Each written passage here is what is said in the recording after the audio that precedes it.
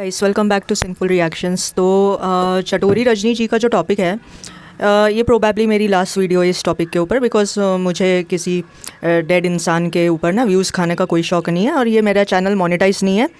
और जितने मैं अभी वीडियोस क्रिएट कर रही हूँ ना, इसके ऊपर से मुझे कोई बेनिफिट नहीं मिलेगा मतलब वॉच आवर के अलावा। ठीक है, तो देखो जो ये 1.5 उम्र की औरत है दीवा मंत्रा, ये लाइव आई है। ठीक है, अभी तो इसके साथ हमारा थोड़ा ये चल रहा है इस टॉपिक को लेके, बिकॉज ये जो है वो अननेसेसरीली चटोरी रजनी जी को टारगेट कर रही है। तो हमने सोचा कि हम भी इससे थोड़ा बोले यार, क्योंकि ये गलत लग रहा है हमें। ठीक है ना, ये हमारा ओपिनियन है।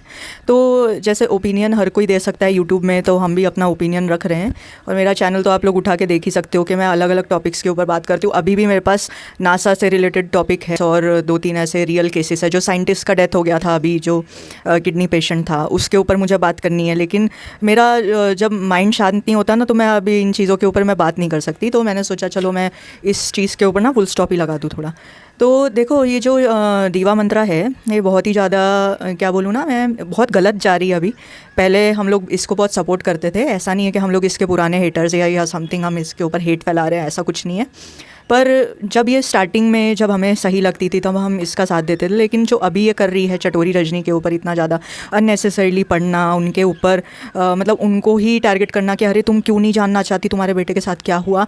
मतलब इस औरत को ना सब पता है कि ऐसी कोई मदर नहीं है दुनिया में कि जिनको पता नहीं हो कि अपने बेटे के साथ में क्या हुआ। डेफिनेटली उनको पता है सारी चीज़ें, और ये बात दीवा मंत्रा भी जानती है। पर इन चीज़ों को ये इतना ज़्यादा सेंसेशनलाइज इसलिए कर रही है क्योंकि लोगों के अंदर सस्पेंस बना रहे और लोग इसको ना एक क्राइम स्टोरी की तरह इंजॉय करते रहे। मतलब नए नए एपिसोड खुलते रहे, और है ना, मतलब आप समझ रहे हो ना कि नए नए एपिसोड खुलते रहे। और ये लोग इतने ज़्यादा मतलब इतने मतलब पागल वल्चर्स की तरह इतने पीछे पड़े हुए हैं कि तरन जैन जो है उसका फेसबुक, इंस्टाग्राम वगैरह सारी चीज़ें इन लोगों ने खोज ली है। और वहाँ पे एक अकाउंट है, समीर जैन नाम है उसका, या क्या नाम है पता नहीं। तो वो जो बंदा है वो तरन के जो वीडियोस है वो पोस्ट कर रहा है, नेगेटिविटी फैला रहा है और ये बता रहा है कि चटोरी रजनी ने अपने बेटे को आईफोन दिया था, बाइक वाइक दिया था, या जो भी दिया था। ठीक है, अब मैं पहले से बोल रही हूँ कि कोई भी माइनर बच्चे को व्हीकल्स नहीं देना चाहिए। लेकिन जब ऑलरेडी उनको सज़ा मिल चुकी है इस बात की, तो हमें इस टॉपिक को इतना ज़्यादा नहीं खींचना चाहिए। मतलब ये एक लेसन है हर किसी के लिए। हर किसी को पता चल रहा है कि जो तरन के साथ हुआ वो किसी और के साथ नहीं होना चाहिए। लेकिन ये जो औरत है, ये 1.5 उम्र की औरत, और जो धरती माता है ना, जो धरती का कीड़ा है, वो इस टॉपिक को इतना ज़्यादा खींच रहे हैं और इस टॉपिक को ऐसे बना के प्रेजेंट कर रहे हैं लोगों के सामने जैसे कि माँ बाप को ही नहीं पता, माँ बाप को जानना ही नहीं है। जैसे वो आरुषि तलवार का जो केस था, है ना, हेमराज और जिसका मर्डर हो गया था, तो उस चीज़ में माँ बाप अंदर गए थे, है ना, उनको जेल वेल हो गई थी। तो ये उस वे में प्रेजेंट कर रही है लोगों को।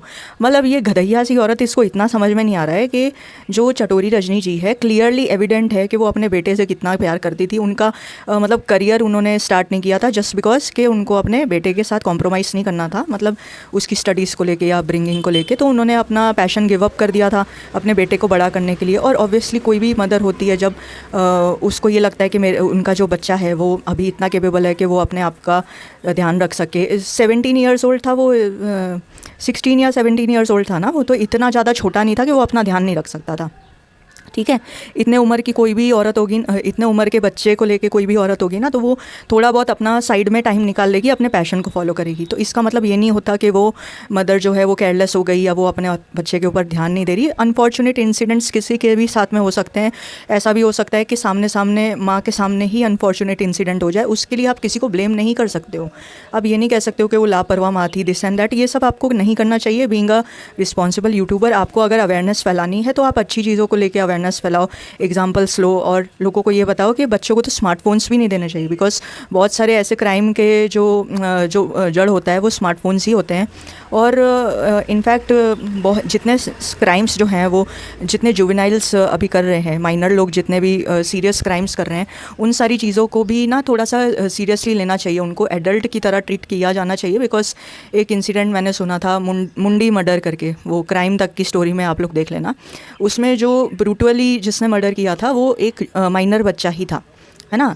तो ये पेरेंटिंग के ऊपर बहुत ध्यान देना चाहिए। और अगर ये जो लेडी है दीवा मंत्रा, ये क्या कहती है कि मैं सच का साथ देती हूँ, मैं सच्चा बोलती हूँ, तो इसका सच है ना तब कहाँ चला जाता है जब वो सपना का जो भाई है वो ठेले के ऊपर से आलू चुरा रहा है। ठीक है। वो फॉरेनर को परेशान कर रहा है, वो किसी को टच कर रहा है उनके कंसेंट के बिना। वो जो चालू रोड है ना, जो चालू रोड होती है, जो बंद नहीं होती है, जहाँ पे आना जाना सबका लगा रहता है, व्हीकल्स का आना जाना लगा रहता है, उस रोड पे ये बंदा जो है सपना का भाई, वो स्टूल रख के बंदरों जैसे कर रहा है, मतलब उछल कूद कर रहा है, डांस कर रहा है चलती रोड में। अब इसके ये हरकतों की वजह से किसी के साथ में एक्सीडेंट भी हो सकता है, जिस तरीके की ये हरकत कर रहा है। पर ये जो दीवा मंत्रा है ना, इसका मुंह तब नहीं खुलेगा, इसका मुंह सपना के भाई के लिए बिल्कुल नहीं खुलेगा। और ये सपना की भाई की माँ को, यानी सपना की माँ को बिल्कुल भी ट्रोल नहीं करेगी इस बात पे, क्योंकि इसको क्या है ना, इसको उसके ऊपर कोई व्यूज़ नहीं मिलेंगे ना। और ये बहुत ज़्यादा रैशनल अपने आप को दिखाती है कि मैं बहुत लेजिट बात करती हूँ, मैं लॉजिकल बात करती हूँ, और मतलब जो क्या बोलते हैं कि मैं सच का साथ देती हूँ, सच का साथ। तो तुम्हारे सच का साथ तुम्हारा तब कहाँ गायब हो जाता है, जब बातें सपना के ऊपर भी आती है। सबसे पहले तुम ही थी वो जिसने सपना के अगेंस्ट में वीडियो बनाई थी, जब उसने सेकंड मैरिज किया था अपना। तो तुमने ही बोला था कि इतनी जल्दी कैसे कर लिया, इतनी जल्दी कंफर्टेबल कैसे हो गई, बच्चे कैसे पैदा करी, ब्ला ब्ला ब्ला, तुमने ही वीडियो बनाई थी। और अब तुम ही हो जो सपना के जो इन लॉज हैं उनको इतना ज़्यादा विलन बना दिया तुमने।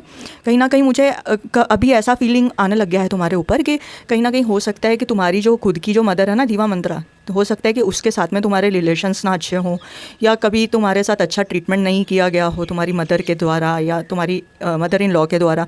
तो शायद हो सकता है कि उसका कुछ चाइल्डहुड ट्रॉमा है तुम्हें, इस वजह से तुम हर कोई मदर को जज करती रहती हो इलॉजिकली तरीके से। और वडोदरा कार इंसिडेंट वाला जो रक्षित चौरसिया है, तुम्हें ना इस बंदे की फैमिली बैकग्राउंड पता है ना, तुम्हें ये पता है कि उसकी मदर उसके साथ कैसा ट्रीटमेंट करती थी, या उसकी मदर उसको लेके स्ट्रिक्ट थी या नहीं थी। लेकिन तुमने जो है, तुमने ब्लेम किया है किसको, एक मदर को तुमने ब्लेम किया है, जाने बिना जाने कि उसकी मदर उसके साथ में ट्रीट कैसा करती थी, है ना। तो ये तुम्हारा मिसोजिनस माइंडसेट है। और तुम्हारे को लेके अगर कोई वीडियो बना रहा है या कुछ बना रहा है, तो तुम ये कह के निकल रही हो कि मैं 200-300 सब्सक्राइबर वाले लोगों को मैं देखती नहीं हूँ, मैं रिप्लाई देना नहीं समझती। मतलब तुम एक तरफ तुम ये कह रही हो कि तरन जो है, तरन को ट्रीटमेंट दिया जा रहा है कि वो कॉकरोच था, है ना। तो तुम 200-300 सब्सक्राइबर वाले जितने भी यूट्यूबर्स हैं, अगर वो लोग लॉजिकल क्वेश्चंस कर रहे हैं तुमसे, तो तुम्हारे को रिप्लाई नहीं देना है, हमें रिप्लाई चाहिए भी नहीं। पर तुम ऐसे दिखाती हो ये तो कीड़े मकोड़े हैं, तुम अपने आप को बहुत ज़्यादा सर्वोपरि रख रही हो, है ना। और तुमने जो स्ट्राइक दी है पैम सिंसियर रिएक्शन को, तो उनका अकाउंट मैं ही हैंडल करती हूँ। और जो तुम धमकियाँ दे रही हो ना कि मैंने एक ही स्ट्राइक दी है, मैं 3 स्ट्राइक दे सकती थी, ये तो सिर्फ वार्निंग है, तो मैं तुम्हें ओपन चैलेंज दे रही हूँ, दे के प्लीज़ दो। हम चाहते हैं कि तुम 2-3 स्ट्राइक और दे दो भाई। और वो चैनल से वैसे भी हमें कोई रेवेन्यू जनरेट हो भी नहीं रहा है, वैसे भी कोई काम का वो चैनल है भी नहीं। ये सिर्फ एक ये है कि हम अपना टाइम पास करने आ जाते हैं, है ना। पर इसका मतलब ये नहीं है कि हम किसी मदर को टारगेट कर रहे हैं या कुछ कर रहे हैं, हम नहीं कर रहे किसी को टारगेट इलॉजिकल तरीके से या अननेसेसरी हम किसी को टारगेट नहीं कर रहे हैं। अब तुम्हारे लाइव में कोई लॉयर वगैरह भी आए थे, वो कह रहे थे कि मैं मुंबई में हूँ, मैं दिल्ली जाऊँगा, तो क्या चटोरी रजनी के हस्बैंड से मेरी बात हुई है। जो तुम लोग अपने आप को जो एक वो समझ रहे हो कि तुम लोग पुलिस हो या तुम लोग इन्वेस्टिगेटिंग एजेंसी चला रहे हो, एज इफ़ तुम लोग ऐसा ट्राई कर रहे हो, इन सब का कोई मतलब नहीं है। चलो तुम लोग करके देख लो, लेकिन तुम्हारा हाथ कुछ नहीं लगेगा, क्योंकि वो जो बच्चा है उसके साथ जो हुआ है वो मदर एंड फादर को मालूम है, और डेफिनेटली उनके बेटे का एक्सीडेंट हुआ है बाई बाइक या समथिंग, ठीक है। अब बात यह है कि अगर उनके बेटे का एक्सीडेंट किसी ट्रक ने किया या समथिंग किसी हैवी व्हीकल ने किया, तो उसके अगेंस्ट में ये माँ बाप नहीं कर सकते कुछ, क्योंकि लीगली ये लोग एडेड नहीं है, क्योंकि माइनर्स को अलाउ नहीं होता है गाड़ी चलाना, तो ये लोग कुछ नहीं कर सकते। उन चीज़ों के लिए तुम उनको हैमर करे जा रही हो in the name of awareness, in the name of सच्चाई, के मैं सच्चाई बोलती हूँ, दिस एंड दैट। तो ये जो फालतू बातें हैं ना, तुम अपने तक ही रखो। सबके पास दिमाग है, सबके पास इंटेलिजेंस है, सबको समझ आ रहा है कि तुम कर क्या रही हो। जो तुम सपना के जो सास ससुर है, राजवीर सूरज के जो माँ बाप है, तुम उनको इतना विलन बता रही हो, उनके पीछे इतना पड़ रही हो, और है ना, हर किसी की माँ के पीछे तुम पड़ जाती हो, हर किसी के पेरेंट्स के पीछे तुम पड़ जाती हो ना। वहाँ से शो होता है कि तुम खुद क्या हो, है ना। अब हम उसके ऊपर आना नहीं चाहते, तो हमारा मुंह मत खुलवाओ। तुम खुद क्या हो, तुम वो खुद अपने आप अच्छे से बेहतर तुम जानती हो।